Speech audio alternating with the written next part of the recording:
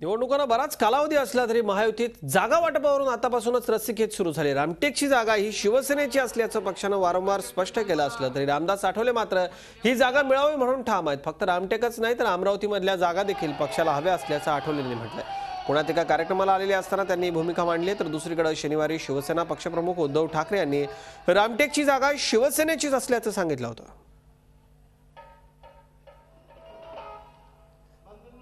विदर्भामध्ये 10 जागा आहे, तर विदर्भामध्ये दलितांचं आणि बौद्धांचं पर्सेंटेज फार चांगलं आहे। रिपब्लिकन पक्षाची ताकद तिथं फार चांगली असल्यामुळं त्या जर आपल्याला महायुतीकडे जर दलितांची बौद्धांची मतं जर ट्रान्सफर करायची असतील तर एकातरी जागा ती सुटली पाहिजे। आणि विदर्भामध्ये ज्या 2 जागा रिझर्व्ह आहेत, रामटेक आणि अमरावती, त्याच्यामध्ये अमरावती जागा ही शिवसेनेची सिटिंग आहे। तर म्हणून आता आमची ती मागणी आहे, आता बघूया चर्चेला बसल्यानंतर काय होईल ती चर्चा होईल। रामटेक मतदारसंघ शिवसेना सोडणार करे बाबा, सोडायचं?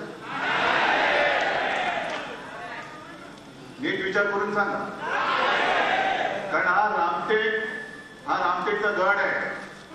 प्रभू रामचंद्राचं आणि रामटेकचं नातं तुम्हाला माहिती आहे, आणि रामटेक प्रभू रामचंद्राचा म्हटल्यानंतर धनुष्यबाण रामटेक सोडू शकेल काय? झी 24 तास एक पाऊल पुढे।